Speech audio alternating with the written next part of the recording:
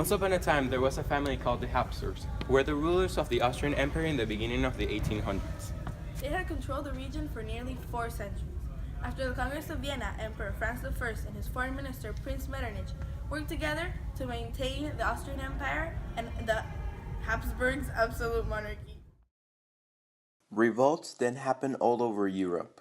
Metternich feared that the revolutions were getting out of control and passed the Carlsbad Decrees, which prohibited any revolts that were against the absolute monarchy. Also, created a secret police force that would spy on revolutionaries.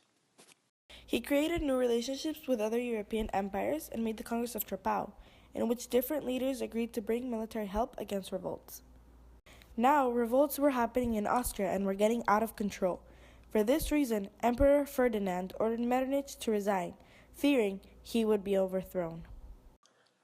In 1848, Ferdinand gave up his throne to give it to his nephew, Franz Joseph I.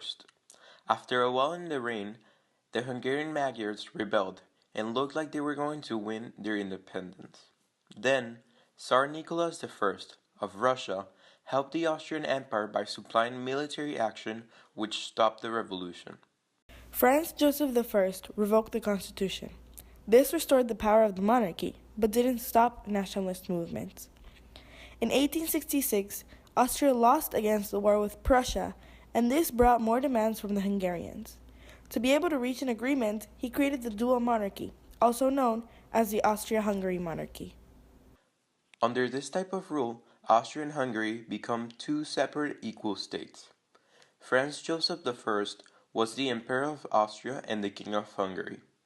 They both shared ministries of war, finance, and foreign affairs, but each had their own parliament. The dual monarchy lasted for about 50 years and had many benefits. For example, Hungary would provide raw material and food to Austria, and Austria would provide industrial products to Hungary. Even if the dual monarchy did help, there was still some division between the nationalities. There were language barriers, and minority ethnic groups did not receive the benefits they needed from the dual monarchy, which led them to seek for self-government.